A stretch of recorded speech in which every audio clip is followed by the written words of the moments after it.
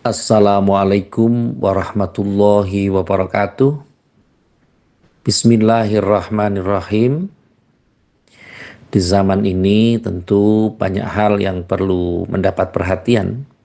Di samping juga pendidikan, di samping tentang karir atau jabatan atau pekerjaan, tentu yang tidak kalah pentingnya bagaimana orang peduli tentang lingkungan kita. Iklim yang sekarang ini, suhu di rumah kita, di sekitar kita semakin lama akan semakin meninggi. Itu terkait bagaimana kalau orang mengatakan lapisan ozon sudah mulai robek dan seterusnya, tentu ini menjadi perhatian kita. Kita yang menjadi orang awam ini tentu akan berusaha untuk bagaimana supaya kondisi diri kita lebih survive. Kita selamat dari kondisi-kondisi yang membahayakan. Karena tentu kalau kita berbicara tentang lingkungan hidup, pada saat ini sudah banyak rumah-rumah yang menghentikan posisi hutan. Jadi deforestation atau proses untuk pemindahan hutan yang diganti dengan bangunan-bangunan itu sudah mulai merebak di seluruh wilayah kita. Oleh karena itu, rumah hijau atau ekonomi hijau atau kota hijau atau sebuah kondisi yang tentu dikelilingi dengan pohon-pohon itu perlu mendapat perhatian kita sama-sama. Karena pada dasarnya leluhur-leluhur kita, pendahulu-pendahulu kita ini sering menanam pohon, baik pohon yang berusia sangat lama, dan tentu saja orang-orang sekarang kreatif.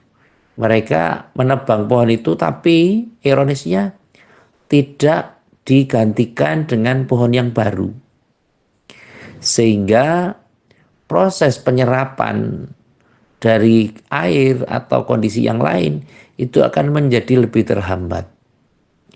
Di samping itu, banyak di antara anak-anak kita yang kadang mereka itu mati gaya. Setelah sekolah mau apa ya? Setelah pendidikan ini, setelah ternyata nilainya bagus.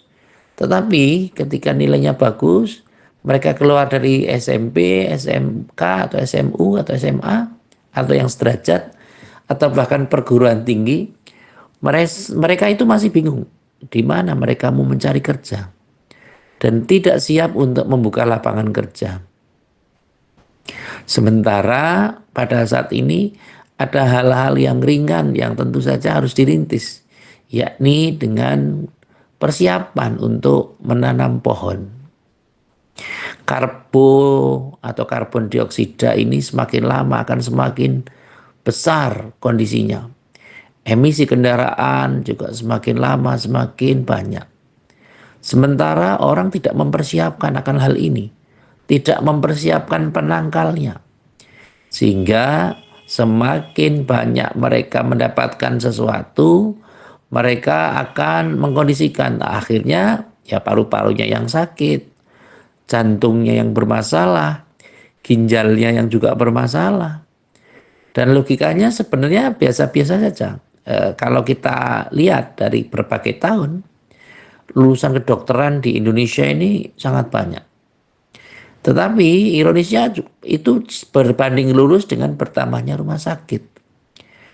Padahal negara ini merencanakan agar warganya sehat, masyarakatnya sehat. Pertanyaan kita sekarang adalah, kenapa program sehat masyarakat ini kok tidak diiringi dengan berkurangnya penyakit, berkurangnya hal-hal yang terkait dengan sakit jasmani maupun bahkan mental. Inilah yang perlu mendapatkan perhatian dari kita sama-sama. Agama sekarang ini, ya meskipun tidak semua, tapi di kalangan-kalangan masyarakat sudah mulai agak ditinggalkan. Mereka lebih suka dengan euforia-euforia yang lain. Seakan ibadah itu hanya menjadi rutinitas, yang rutinitas itu kadang mereka juga tinggalkan. Kewajiban kita sebagai orang tua adalah mengingatkan bagaimana supaya anak-anak kita mampu untuk memposisikan menjadi manusia yang berada di tengah. Artinya apa? Ya tentu saja mereka tidak sibuk dengan pekerjaannya sekali, ya tidak sibuk sekali, tapi juga tidak meninggalkan kualifikasi ibadahnya. Kalau memang mereka masih mampu untuk menjalankan ibadah, ya ibadah saja. Kadang sekarang ini anak-anak muda sering mengabaikan hal-hal yang terpenting. Seperti halnya misalnya menjaga kesehatan, menjaga kebersihan, menjaga ketertiban, dan bahkan mudah terpancing dengan hal-hal yang sifatnya destruktif. Yang dengan embel-embel membangun lah, embel-embel memperbaiki lah, tapi ujung-ujungnya merusak juga, baik fasilitas umum atau yang lain. Kembali pada proses ini, lingkungan yang sehat tentu akan bisa menjadikan kita semakin optimis terhadap kondisi. Kalau di India misalnya, orang di India itu, di New Delhi misalnya, orang sudah tidak bisa bebas untuk keluar rumah. Karena suhu di luar itu memang di atas 40-45 derajat. Di kita tanpa disadari bahwa suhu di Indonesia ini semakin lama sudah di angka antara 35 sampai 38 derajat. Ini membuktikan bahwa memang lingkungan pun juga harus kita persiapkan. Kalau ada lingkungan hidup, dulu ada reboisasi. Kenapa sekarang reboisasi jarang sekali disampaikan, jarang sekali didengungkan. Bahkan yang dieksploitasi adalah penggundulan hutan, pembakaran hutan, dan yang lain. Nah tentu saja ini menjadi PR kita sama-sama. Bahwa negara kita adalah negara agraris. Dan tentu saja kita harus mempertahankan dan mempertimbangkan setidaknya dalam kawasan tertentu itu kita mempunyai pohon-pohon yang sanggup untuk menyerap emisi, yang sanggup untuk menjadi sesuatu yang pembeda dari lingkungan kita. Karena ketika kita banyak sekali pohon-pohon, maka tentu saja panasnya ini akan lebih terkurangi. Nah tentu saja ini menjadi perhatian kita sama-sama. Mari upayakan untuk rajin menanam pohon. Kalau kita nebang satu pohon, setidaknya kita harus juga menanam setidaknya 3 atau 4 pohon. Dan kita yakinkan bahwa anak cucu kita pun sesungguhnya membutuhkan sesuatu yang lebih baik. Membutuhkan udara yang bersih, membutuhkan suasana yang tidak terlalu panas. Nantinya dengan pertimbangan bahwa kondisi-kondisi kehidupan ini akan lebih baik. Dan yang lebih penting lagi adalah bahwa bagaimana kita bisa mempertahankan lingkungan kita agar tetap menjadi lingkungan yang sehat. Lingkungan yang terbebas dari polusi.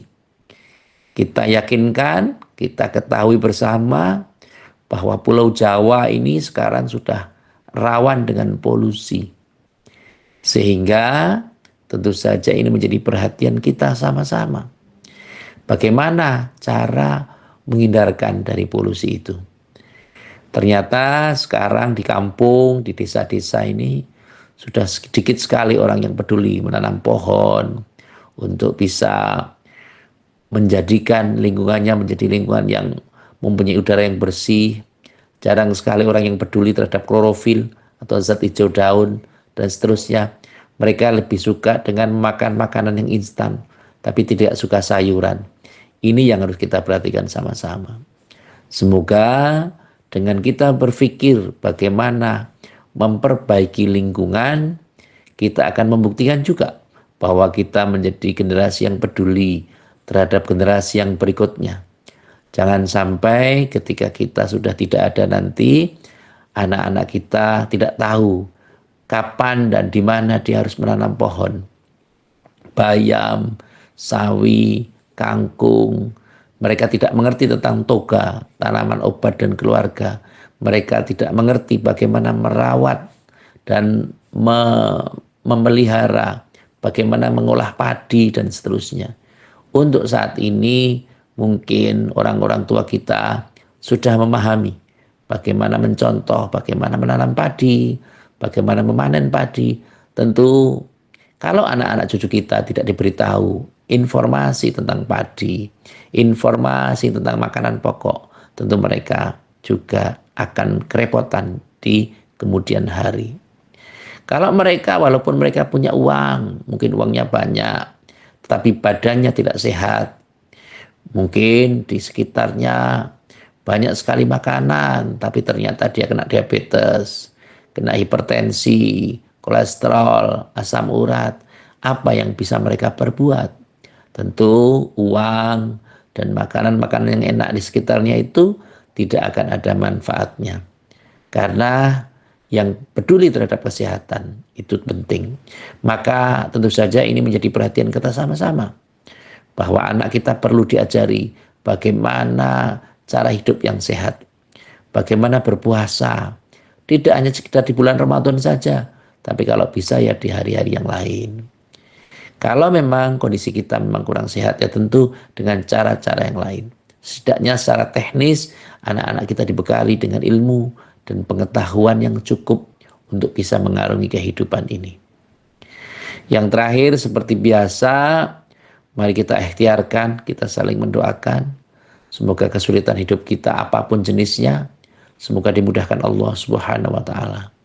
Dan apabila kita ada permohonan-permohonan yang mungkin banyak yang belum terkabulkan atau belum terselesaikan atau belum dapat untuk dinikmati, maka teruslah kita bermunajat pada Allah. Semoga Allah mengabulkan ikhtiar kita. Amin Allahumma amin. Terima kasih kepada semua pihak yang telah membantu terselenggaranya acara ini. Semoga acara ini bisa bermanfaat. Sekali lagi terima kasih atas perhatian. Dan mohon maaf atas segala kekurangan. Saya akhiri wallahul muwaffiq ila aqwamit thoriq. Wassalamualaikum warahmatullahi wabarakatuh.